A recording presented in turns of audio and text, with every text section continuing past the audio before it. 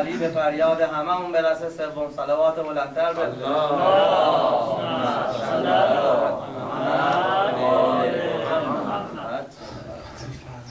سلام علیکم و رحمت الله. بسم الله الرحمن الرحیم.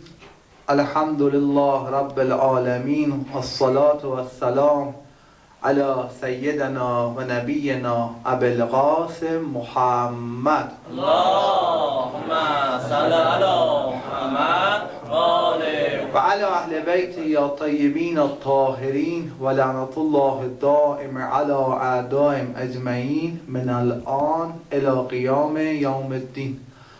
قال الله العظیم فی کتابه کنتم خیر امة اخرجت للناس تأمرون بالمعروف و تنهون عن المنکر. یه موقعی دیدید یه پدری توی خونه با بچهش داره صحبت میکنه، میگه من به تو افتخار میکنم، لذت میبرم میبینم. چرا؟ میگه مثلا تو درست موفق هستی، تو شغلت موفق هستی، من واقعا به تو افتخار میکنم جلوی مردم. اینجا هم خداوند داره به امت مسلمونش افتخار میکنه. خداوند میفرماید شما بهترین امتی هستید که تا حالا اومدید. چرا؟ چون امر به معروف میکنید و نهی از منکر میکنید. آقا امیرالمومنین فرمودن تمام واجبات، نماز، روزه، خمس، زکات، حج، حتی جهاد در راه خدا، اگه کسی توفیق نصیبش بشه چه مقامی میرسه، اینا همشون در مقابل امر به معروف و نهی از منکر مثل آب دهان میمونن در مقابل دریای عمیق. وقت ما کجای کاریم؟ متاسفانه اصلا تو جامعه ما تعطیل شده، بالکل اصلا تعطیل شده. خدامون داره اینجوری با ما صحبت میکنه، اهل بیت اینجوری میفرماین، اون وقت فلانه میگه بابا تذکر بده، نهی از منکر بکن. میگه من تو رساله خوندم یکی از شرایط امر معروف و نهی از منکر اینه که احتمال تأثیر بدی. آقا یه موقع هست بالقوه اثر میذاره، یه موقع هست بالفعل اثر میذاره. بله یه موقع بالفعل اثر نمیذاره، اما این عمل ما باعث میشه که چی؟ در آینده اثری ایجاد بشه. چه اثری بذاره؟ جو و اون محیط عوض بشه. اگه همه هیچی نگن هیچی که سوت و کور میشه دیگه، هر کس هر کاری بخواد میکنه. تازه یه نفر تذکر بده اثر نمیکنه، تعداد زیاد بشه مطمئن باشید اثر گذاره، یقین داشته باشید. چطور؟ طرف مثلا تعداد زیاد شد یهو متدین میشه عارف الله میشه؟ نه، شاید هم تو اون تغییر ایجاد نشه، اما طرف عاصی میشه، کلافه میشه دیگه، اون کارو بخواد انجام بده برای سخته، مشکله. مثلا همین ظهر عاشورا حالا نزدیک 100,000 نفر از جلوی چهارمندون میان رد میشن و یه خانم بی حجاب اونجا نشسته. حالا شما میرید تذکر بدید، شما جز نفرات اول یا 10 نفر 20 نفر هستید، میرید جلو، طرف هرچی از دهنش در میاد به شما میگه. ولی مطمئن باشید اگه این جمعیت 100,000 نفری، نمیگیم 10,000 نفر، 500 نفر به این تذکر بدن، این کلافه میشه. حالا نه که حالا تغییری توش ایجاد بشه، یه شبه بشه مثلا این آدم اونچنانی، خسته میشه، یا راشو میگیره میره یا خودشو درست میکنه. اما وقتی شما تذکر میدین، ببینید به شما دریبری گفت اینجاها برای قدرت آقا امام زمانتون گریه کنید. ببینید شما جز اون نفرات اول یا اون 10 نفر یا 20 نفر هستی، بس دیگه هم نمیاد چیزی بگه. اون نتیجهش همین میشه دیگه. شما هم برید نهی از منکر بکنید، طرف هرچی از دهنش در میاد به شما برخورد میکنه و میگه. نه، تعداد زیاد باشه مطمئن باشید اثر داره. آیت الله شاه‌آبادی استاد عرفان امام خمینی بودن، پسرشون چند وقت پیش از دنیا رفتن. امام خمینی چه مقامی داشتن دیگه خودتون مجسم کنید، استادشون چه مقامی داشتن. نقل شده یه همسایه اومد مجاور اینا شد، دکتری بود، افکار غرب زده داشت، یه معلم موسیقی برای دختر خانمش گرفته بود. البته اون موقع موسیقی قوب داشت و مثل الان نبود متاسفانه قبح این گناه هم ریخته شده. البته یه دسته‌بندی کردن علما، تو رساله ها مراجعه کنین گفتن که مثلا کدام موسیقی حرام کدوم حلال هستش. اون موقع قبح داشت. کدوم گناه رو بگیم قبح داشته باشه که مثلا درک بکنیم قضیه رو. از هر گناهی میذاریم متاسفانه هر گناهی قبحش ریخته شده. چی بگیم والا علائم آخر زمان هست دیگه که قبح گناه ها یکی یکی ریخته میشه. مثلا شما فرض کنید دارید میرید در خونه، میبینید خونه همسایه‌تون یه جعبه شیشه مشروب جلو در خونه گذاشته شده، چجوری تنتون به لرزه میفته؟ متاسفانه قبح این گناه هم ریخته شده. دارم خدمتتون میگم شرابی که آقا امیرالمومنین فرمودن اگر یه قطره‌اش تو یه چاهی چکیده بشه، بعد این چاهو پر از خاک کنن، شخ بزنن این چاهو، سبزه‌ای تو این روی این خاکا در بیاد، یه گاوی بیاد این سبزه ها بخوره، من از گوشت این گاو نمیخورم. ببینید چقدر این گناه قبیحه که متاسفانه تو جامعه ریخته شده قبحش. حالا قم بادم خوبه نسبتا، این شهرهای دیگه متاسفانه بعد این دانشجوها نمیدونم چجوری فکر میکنن. که البته این نکته هم خدمتتون بگم قابل توجه بعضیا فرمودن دروغ گفتن گناهی از شراب خوردن هم بالاتره. همینو سربسته خدمتتون بگم کفایت میکنه. بله حالا اون زمان موسیقی قبحی داشت، همسایه‌ها خیلی عاصی شده بودند، محیط مذهبی بود اطرافیانشون. آیت الله شاهآبادی خودش اومد پیش این بنده خدا، بهش گفتش که این بساطت جمع کن، مزاحم همسایه‌ها نباش. گفتش که شما هیچ ربطی نداره، برو هر کاری میخوای بکنی بکن. چرا آیت الله شاهآبادی مثلا رفت نفرینش کرد، مطمئن بود اگه نفرینش میگه سریع به درک واصل میشد، اما نه، یه کار دیگه کرد. مریدا رو جمع کرد، بهشون گفتش که هر موقع از جلوی مطب این دکتر عبور کردید برید داخل مطب این، یه تذکر بدید، بیادبی نکنید، فحاشی نکنید، یک کلام بهش بگید که ملاحظه این حال همسایه‌ها بکن، رویه رو کنار بذار. میگن شروع شد، دونه دونه این مریداش اونجا عبور میکردن، میرفتن توی مطب این، یه تذکر میدادن، میومدن بیرون. میگن یه هفته گذشت این طرف عاصی شد، اومد پیش آیت الله شاهآبادی گفت آقا من غلط کردم، به این مریدات بگو دیگه نیان، من هم پیش بینی نمی‌کردم شما همچین کاری بخوای انجام بدی. گفتم حالا برید ژاندارمری مأمور میاری، منم جوابشو داشتم بگم، اما اصلا حرف نمی‌زدم شما همچین کاری رو بخوای انجام بدی. بله بنده خدا بساطشو جمع کرد که البته آیت الله شاهآبادی فکر کنم از پیامبر اکرم این قضیه رو الگو گرفتن. ها نقل شده در زمان پیامبر یه نفر اومد خدمت رسول اکرم گفت که آره من یه همسایه‌ای دارم خیلی من آزار میده، خیلی من اذیت میکنه، چه کار باهاش بکنم؟ پیامبر دعایی در حقشون کردن، گفتن ان شاءالله بینتون اصلاح میشه.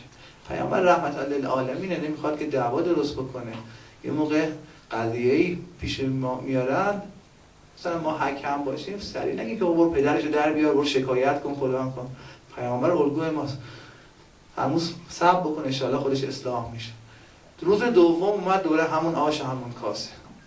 روز سوم پیامبری فایده نداره، مؤمنی از مؤمنان خدا، بنده از بندگان خدا داره اذیت میشه. یه راهی بهشون پیشنهاد دادم، فرمودن یه کاری یادت میدم، برو اساسات رو جمع کن بذار دم در خونه، یه فرش بنداز همونجا بشی. هر کدوم از همسایه‌ها اومدن گفتن چه خبره، چرا این کارو انجام دادی؟ گفت فلان همسایه منو اذیت میکنه، منو آزار میده، این کارو انجام داد. این همسایه اومدن رد میشدن، چه خبره، چه اینجوری کردی؟ قضیه رو میگفت، اینا متنبه میشدن. حالا قبلا هر چی بهشون میگفت گوش نمیگردن، گفتم دو طرف باید حرفاشون رو بزنن سلام علیکم. اما اینجا دیگه مثلا منقلب میشدن، میرفتن به اون طرف تذکر میدادن. میگن روز سوم اومدن، این همین شخص که ادعای لوطیگری هم مثلا میکرد اومد پیش لوطی، نه با لوطی واقعی باید مرد باشه، نامرد بود. اومد پیش این بنده خدا گفتش بابا غلط کردم، آبروی منو تو این محل بردی، اساسو جمع کن ببر تو خونه، دیگه اذیتت نمیکنم. بله آیت الله شاهآبادی فکر کنم از این قضیه رسول اکرم الگو گرفته بودن برای این کار. بله تذکر زیاد خیلی برکات داره، خیلی آثار داره. شما فکر میکنید مثلا یه نفر هست طرف کلاهبرداره، همین الان یه معامله کرده چند میلیون کلاه سر یه نفر گذاشته اومده خونه در یک شبه، مثلا بهش میگه بوق کن در خونه از خرید باز کن، نه بوق نمیزنم. و حق الناس خیلی اهمیت میده، نه از تذکر مردم خستت، میگه الان من این کارو انجام بدم، اون همسایه سرشو میکنه بیرون یه چیز میگه، اون یه چیز میگه، اون یه چیز میگه، مثلا کلا بی خیال میشه قضیه رو. یا مثلا الان فرهنگ شده ساعت خاصی پلاستیک زباله در میذارن، طرف 2000 بار حق الناس اهمیت قائل نیست، اما زور نمیذاره دم در خونه. چرا؟ مثلا خیلی متدینه، میخواد من همسایه‌ها اذیت نکنه، میگه الان این همسایه چیز میگه، اون یه گیر میده. تذکر این آثار داره، این برکات داره. این خیابان های زینل یه خانمی بود خیلی ناجور اومده بود، که البته بعد حجاب زیاد هستن، اما این خیلی ناجور اومده بود تو خیابون. یه خانمی همراه ما بود، بهش تذکر داد، تا بهش گفت بابا من غلط کردم، بابا شما نفر پنجمی داری به من میگی، خسته شدم، من دیگه قم نمیام اصلا، من شوهرم اینجا کار داشت به خاطر این دنبالش اومدم، نمیدونستم قم اینجوریه، نمیدونستم قم فرهنگش اینجوریه، دیگه اصلا قم نمیام. خب شاید نفر اول به این تذکر داده بوده، شاید به قول بعضیا دریوری هم گفته بوده اگه آدم بی‌ادبی باشه، اما چون تعداد که زیاد شد نفر پنجم دیگه با غلط کردم دیگه، مثلا دیگه این کار آدم متدین نشد، اما سعی کرد این کارا دیگه ترک بکنه. البته این مطلبی هم خدمتتون بگم، این نهی از منکر هم آداب داره، هر کسی یه جور باید باش صحبت کرد.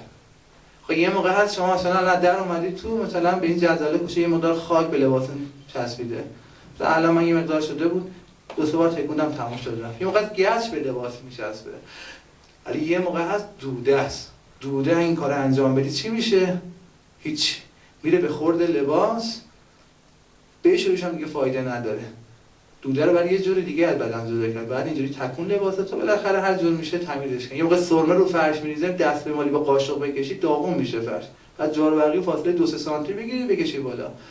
هر آدمی یه جور داره، یه موقع آدابش رو بلد نیستیم چیزی نگیم بهتره، چون بدتر ضد تبلیغ انجام میدیم. که از وعاظ تعریف میکرد، میگفت یه جوانی بود اصلا نماز که هیچی، کلا خیلی لاابالی بود دیگه، ولی من تو خطش رفتم، احساس میکردم ذات خوبی داره.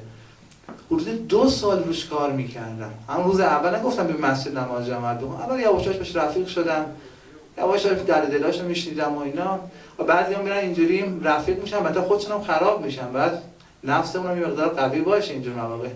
این بنده خدا میگه که آره باش رفت آمد میکردم و اینا، رفاقتمون خیلی زیاد شده بود، دیگه به حرفام گوش میکرد، خورده خورده احکامو بهش میگفتم مراعات میکرد. جوری شد بعد از 2 سال دیگه نماز جماعتش ترک نمیشد. جوانی که نماز نمیخوند دیگه نماز جماعتش ترک نمیشد. همچنان صفحه دوم سوم میرفت میزد، خیلی آدم متواضعی بود. البته خیلی خوب صفحه اول برسید، میگم صفحه دوم سوم ثوابش خیلی بیشتره. چرا؟ چون شما اولین کسایی هستید که مسجد رو شلوغ کردید، صفحه اول وایسادید، خاطر این ثوابش خیلی زیاده. بعضیا میگن که نه او پیرمردا برن، اتفاقا جوونا بعد صفحه اول برن، ولی میگم میرم اون ته مسجد نیستم. یه بار نگاه کردم پشت سرم دیدم نیستش، مرتب میومد، یه روز نگاه کردم نیست، یه هفته شد دیدم نیست، نگرانش شدم، سراغش رو گرفتم از رفقا، گفتم قضیه از چه قراره، چرا نمیاد دیگه، چرا این دیگه مسجد نمیاد؟ گفتن که آقا این قصه داره، یه روزی شما هنوز مسجد نیومدید برای نماز، یه نفر اومد جلو، جمعه صف اول هم وایساده بود، بلند شد اومد عقب، خیلی از خود راضی بود، اومد جلو بهش گفتش که تو خجالت نمیکشی با این قیافت اومدی تو مسجد؟ این چه قیافه‌ای تو داری؟ گفت من از نظر باطنی خیلی جوان خوبی شده، ظاهرش هنوز کار داشت که برای ظاهرش هم ظاهر الصلات بشه. انسان نباید خودش در معرض تهمت قرار بده. اسلام فرمودن به ما تو روایات، اسلام نباید خودش در معرض تهمت قرار بده. طرف میگه قیافم چه کار داری؟ اصلا باید ظاهر الصلات باشه. حالا کار ندارم، حالا کسی هم نمیشه متهم که حالا یه ظاهری داره. اینجا این شخص باید متهمش کرد، خیلی توهین بشه. جوانم خب دیگه دریای غرور دیگه، غرور شکسته شد. گفت رنگی سرخ شد، به ما نگاه کرد این ور اون ور، خیلی به آبروش رو اینا رفته. گفت سجاده نماز جمع کرد، پرت کرد جلوی ما، گفت محراب و منبر مال خودتون، نخواستم من رفتم. گفت تا اینو به من، گفتم محکم دو دستی دارم، محکم کوبیدم رو دستم، گفتم وای من 2 سال رو مخ این جوان کار کردم، اینو رسوندم مسجدیش کردم، این هنوز نیومده، اومده نیومده، اومد اینجوری این جوان از دین دور کرد. خب همین هم شده. البته این مساجدتون برین چه خبره، الان مساجدتون فقط جوانای قدیم هستن. خب بالاخره ما بالاخره پیر میشیم، ما هم بالاخره این سن از این دنیا میریم دیگه. کی دیگه میخواد مسجددار کور بکنه؟ یه خادم مسجد باشه فقط اونجا بشینه؟ همین جوونا بودن یواشاش حالا پیر شدن مثلا پیرمرد هستن، بزرگواران هستن تشریف دارن تو مساجد. اگه اینا برن دیگه کی میخواد جاشون بیاد؟ هیچی دیگه. همینجوری با این جور تبلیغ کردن خیلی از جوونا مساجد دور کردیم. حالا یه مسجد نزدیک ما هستش، مسجد که جای خود، تو کتابخونه‌ش هم جوونا زده شدن، تو کتابخونه‌ش هم نمیرن، میگن بریم یه جای دیگه کتابخونه بریم. جوان باید روش انسان بلد باشه چجور برخورد بکنه. بعضی متاسفانه بلد نیستن. بله خدمتتون عرض میکردم. حالا انشالله از خدا بخوایم انشالله مصلح واقعی آقا امام زمانمون برسونه، انشالله ما رو اصلاح بکنه. خب روز آخر ماه صفر است و خدا رو شکر در این 2 ماه به ما توفیق دادید تو مجالس اعضای آقا امام حسین شرکت بکنیم. من تو این ماه محرم صفر هر کجا روزه‌ای داشت، روزها ماهانه‌مون بوده که بالاخره یه روز مطالب خدمتشون گفتم.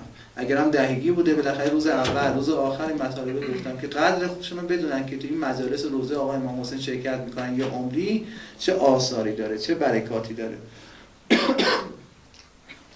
آیت الله نمازی نقل میکنه در کتابش، میفرماید که در حالت رویا حضرت حبیب ابن مظاهر رو دیدم. کی بود حضرت حبیب ابن مظاهر؟ کسی که در رکاب آقا امام حسین به شهادت رسیده. یکی در حالت رویا دیدم در زیر یکی از درخت‌های بهشت نشسته داره با خدای خودش مناجات میکنه. رفتم جلو ببینم چی داره میگه آقا. دیدم داره میگه که خدایا ای کاش من دوباره زنده میشدم در مجلس عزای آقام حسین شرکت میکردم و گریه میکردم. کسی که در رکاب آقای امام حسین به شهادت رسیده، کجا دفن شده بالای سر آقای امام حسین، یکی از بهترین جای دنیا، نه بهترین نقطه دنیا دفن شده. شخصی با این مقامات همچین آرزویی میکنه. اینه فقط نه احادیث الی ماشاءالله. آقای امام صادق فرمود حتی حالت تواکی بگیره، منبکا او تواکا. تواکی چیه؟ ریا بکنی، گریت نمیاد، حالت حزن به خودت بگیری، چون اشاعه شعائر حسین رو میگیری مقامات کذا و کذا نصیبت میشه. چیه؟ به نظر اغراق نشده این همه مطالب؟ معاذالله امام معصوم که اغراق نمیکنه. حداقلش باید بگیم حق مطلب ادا شده. چرا؟ مگه چیه این روزه ها؟ مگه این جلسات چیه؟ این اشکا چیه؟ این همه در موردشون صحبت می‌کنیم. اشک حلقه زد، خداوند رحمت شامل ما میکنه. اشک رو زمین چکیده شد، تو روایت خداوند آتش جهنم برای ما خاموش میکنه. مگه چیه این روزا؟ این آثار چیه؟ یه قضیه خدمتتون بگم متوجه بشید. این معاویه ملعون چه کرد با دین رسول اکرم؟ کاری کرد که وقتی آقا امیرالمومنین به شهادت رسید، مردم عدد فکری به جای رسیده بودن که یه عده گفتن مگه حضرت علی نماز هم میخونده که تو محراب مسجد به شهادت رسیده. این اعتقاد مردم چجوری شده بود؟ شستشوی مغزی داره به طور کامل. مدائنی میگه رفتم شام، خودش نقل میکنه یا اگه کسی دیگه نقل میکنه، راوی ازش مدائنیه، میگه که دیدم هر کسی یا اسم بچه‌شو گذاشته معاویه یا یزید یا خلیفتین ملعونین، اسم اینا رو گذاشته. با خودم گفتم که یکی نیست اسم اهل بیت رو بچه‌هاش گذاشته باشه. دیدم یه پیرمردی اسم بچه‌هاش گذاشته حسن و حسین. خیلی خوشحال شدم. رفتم جلو گفتم چطور تو اسم امام حسن و امام حسین رو بچه‌هات گذاشتی؟ گفت منم مخالفم، کسی اسم بچه‌ش رو معاویه بذاره، یزید بذاره، هشام بذاره، ابوبکر بذاره. گفتم چرا مخالفی؟ گفت آخه یه موقع آدم عصبانی میشه، ناراحت میشه، بچه‌شو نفرین میکنه. وقتی آدم بچه‌شو نفرین بکنه خب اسم اینا رو بچه‌ش دیگه صحیح نیست. گفتم اسم بچه‌مو بذارم دشمنان اهل بیت، دشمنان خداوند، اسم دشمنان خداوند رو بچه‌هام بذارم که یه موقع بچه‌هامو نفرین کردم به اینا نفرین کرده باشم. ببین مردم به کجا رسیده بودن. سبت اکبر، سبت اصغر رسول اکرم نامش رو بچه‌هاشون گذاشتن و میگن دشمنان خداوند هستن. فکرش دیگه اینجوری شده بود. لازمه معاویهش پول بده. اون مرید معاویه بودن، پیغمبرم بالاتر میدونستنش. خب حالا این معاویه یه نفر بود. با اون تبلیغات سنتی اون موقع. الان 1400 سال گذشته، هیچ تبلیغی هم نباشه، همین زمانی که گذشته دیگه باید خیلی چیزا عوض شده باشه. تازه اون موقع یه معاویه بود، الان 100 تا معاویه درست شده. وهابیت جدا، یهود جدا، این کشورهای استعمارگر جدا. پولی هم که داره خرج میشه نسبت به زمان معاویه میلیارد برابر. اغراق نمیکنم اما یه رقمشو خدمتتون بگم، شما خودتون تایید میکنید. پادشاه عربستان تو یه محفلی پارسال گفته بود که من حاضرم 250 میلیارد دلار پول بذارم شیعه در رو زمین بردارم، مخصوصا توی عراق. تو رسانه ها گفتن، چند وقت پیشم دوباره تو رسانه ها صحبت میکردن در موردش. این یه رقمش بسته تا بگیم که میلیارد برابر زمان معاویه داره خرج میشه. خب کسی که اهل حساب کتاب باشه 2 تا 4 تا بکنه، بگم معاویه یه نفر بود، اعتقاد مردم به کجا رسوند؟ یه عده گفتن مگه حضرت علی نماز هم میخونده که تو مسجد به شهادت رسیده؟ خب زمان ما که دیگه پس هیچ دیگه، این همه فاصله شده. اون موقع پیرمردا پیامبر رو یادشون بود، اعتقادشون اینجوری شد. الان جد 35 مون پیامبر یادش نیست. این همه هم پول خرج میشه، پس هیچ دیگه. حتی نامی از اسلام دیگه نباید باشه، چه برسه به اسلام ظاهری. اما نگاه میکنیم اعتقادات مردم ما از زمان، سلام علیکم و رحمت الله، اعتقادات مردم ما از زمان آقا امیرالمومنین هم قوی تره، از زمان آقا امام حسن مجتبی هم قوی تره. چطور قوی تره؟ زمان آقا امیرالمومنین مردم چش تو چشم امام زمانشون میشدن، نفس امام زمان به وجودشون میخورد، دست امام زمانشون به شونهشون میخورد. امام زمانش امیرالمومنین بود دیگه. اما آقا رو تنها گذاشتن، جواب سلام حضرت رو نمیدادن. کاری کردن که آقا امام حسن با معاویه صلح کنه. خود همین نامردا اومدن با آقا میگفتن مذل المؤمنین، قربان غریبی آقا امام حسن بدن. اما تو زمان ما یک نفر ادعا کرد از سلاله رسول اکرمه، که ادعای به حق کرد از سلاله رسول اکرمه، مردم جگرگوشه هاشون فرستادن تو این میدونای جنگ که چه کار بکنم؟ از دینشون دفاع بکنم. کاری ندارم بعضیا پیدا شدن از این احساسات سوء استفاده کردن، که مطمئن باشن همینایی که سوء استفاده کردن باید جواب این خون شهدا رو بدن. خون همین شهدا هم رسواش میکنه. هر کی بخواد خیانت بکنه، تو هر لباسی میخواد، هر مقامی میخواد باشه. چطور؟ خب دیگه الان یه جا هست، یه خانواده شکرعبی تو بلوار امینه، تو خونش میری سینه اتاق 6 تا تابلو عکسه، 4 تاش پسراش هستن، 2 تام داداشاش هستن. پیرزن تنها زندگی میکنه، شوهرش هم مریضه، اصلا باش صحبت نمیشنوه شما چی میگی. خونه آه این پیرزن فکر میکنین بعضی که خیانت میکنن اینا رسوا نمیکنه. مطمئن باشه خون همین شهدا حامی انقلاب هست و هر کس هم توی این انقلاب بخواد خیانت بکنه همینا رسواش میکنن. آه همین مادرای شهدا همینا پشت همینا هست. بله خدمتتون عرض میکردم اینا اینجوری اعتقادات مردم ها اینجوری. اون موقع امام زمانشون بهش سلام میکرد، جواب سلامشون نمیدادن. تو زمان ما گفتن یه مکانی منسوب به آقا امام زمانه، دورش دیوار کشیدن، گفتن امام زمان گفته اینجا رو مسجد بسازید. مردم میرن با نام امام زمانشون عشق بازی میکنن.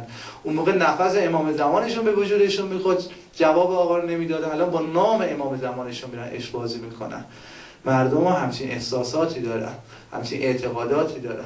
از زمان معاویه چجوری بود، الان چجوریه؟ و طرف تعجب میکنه چرا؟ بابا اینجور که شما گفتی حساب 2 تا 4 تا بکنیم برای استیل اسلام باقی نمونده باشه با این تبلیغات و این همه هزینه و پول که خرج میکنن، ولی برعکس شده. میدونید چرا اینجوریه؟ به برکت همین روزه ها و همین اشکاست که شده خار چشم یه عده. اون روشنفکر ملعون اومده میگه که این روزه ها رو آخوندا درست کردن، بعد از زمان صفویه هم درست شده، 200 سال درست شده. کاری ندارم اولین روزخوان آقا امام حسین جبرئیل امین بود و اولین گریه کن حضرت آدم ابوالبشر بود. کاری ندارم زمان حضرت نوح، کاری ندارم در شکم مادر با مادر صحبت میکرد، رسول اکرم فرمود چه میگه حسین من؟ میگه انا المظلوم انا العطشان. کاری ندارم موقعی که به دنیا اومد مریض روزه بپاشه. اما لازم نیست بگیم اینا بی سوادن، باید بگیم بی دینن. چون یه ساعت کتاب تاریخی مطالعه کنن میدونن حالا اونها همه گذشته رو کار ندارم.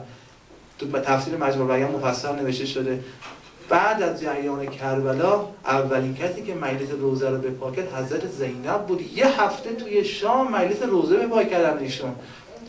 بله آقا امام حسین درختی روز عاشورا کاشت، درخت مقدسی رو کاشت. این درخت باید آبیاری بشه، اگر نه پژمرده میشه. الان که 1400 سال گذشته جای خود، همون موقع میخواستن این درخت رو پژمرده کنن. اگر خطبه آقا امام سجاد نبود، اگر اون مجلس روضه حضرت زینب توی شام که یه هفته وسط این نامردا مجلس روضه به پای کرده بود نبود، مطمئن باشین همون موقع ریشه درخت رو میکندن، نمیگذاشتن، لوس میکردن کل قیام آقا امام حسین.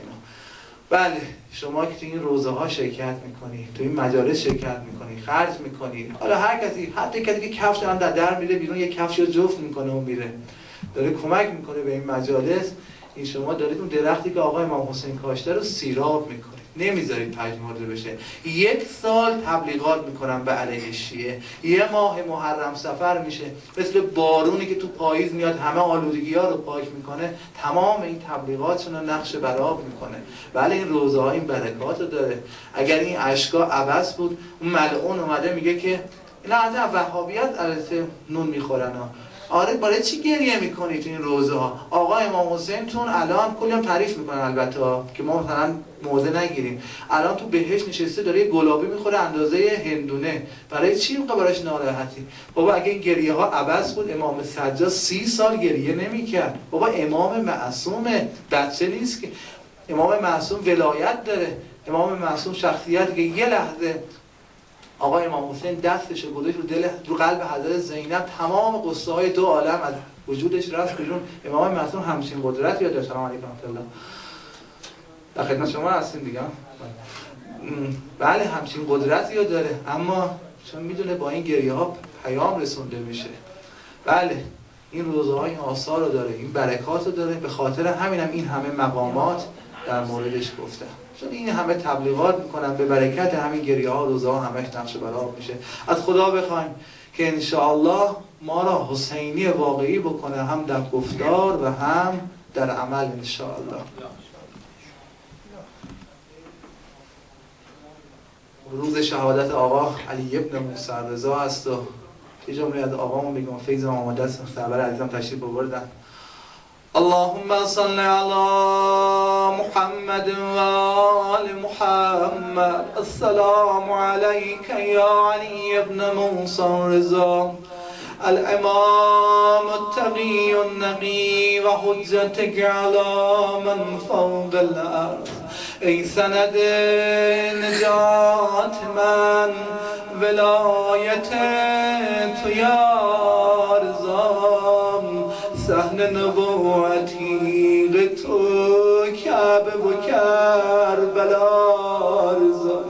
دلم بود به یاد تو مدینه رضا رضا، زیارتت به دین من زیارت خدا رضا. قربون غریبی آقا برم، عبا سر نق میکنه آقا وارد حجره شد، دیدم عبا به سر کشیده، بنابر سفارش آقا با آقا صحبت نکردم، دیدم آقا مثل مار گزیده در اثر زهر به خود میبیزه. ای عزیزانو به آن زانو میشه، گویا منتظر جوادش بود. ای گل مراد من، مهربان جواد من، در میان این حجره ماندم غریبانه، یه قدم به بالینم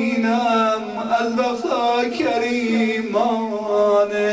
من غریب این شهرم، میروم خدا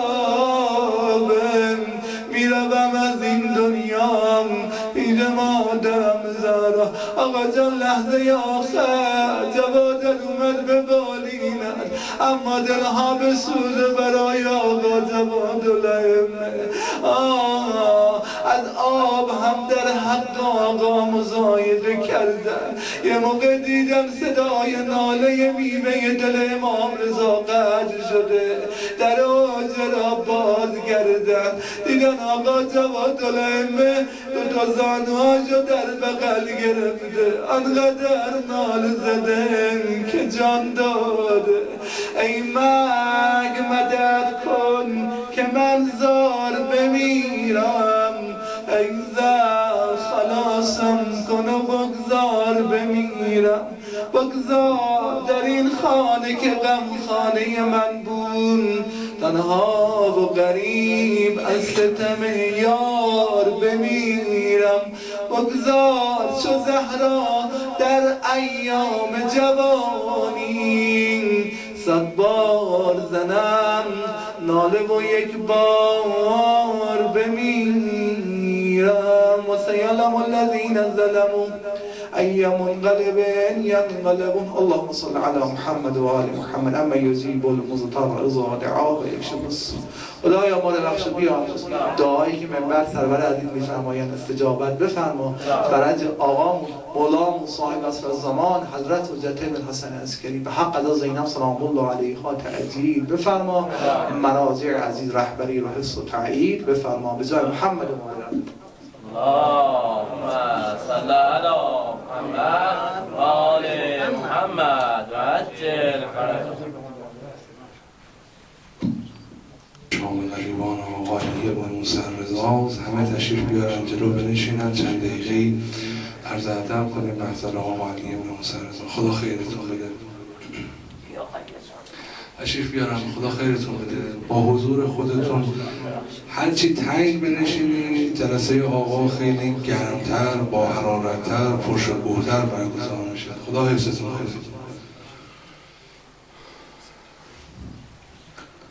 بسم الله الرحمن الرحیم.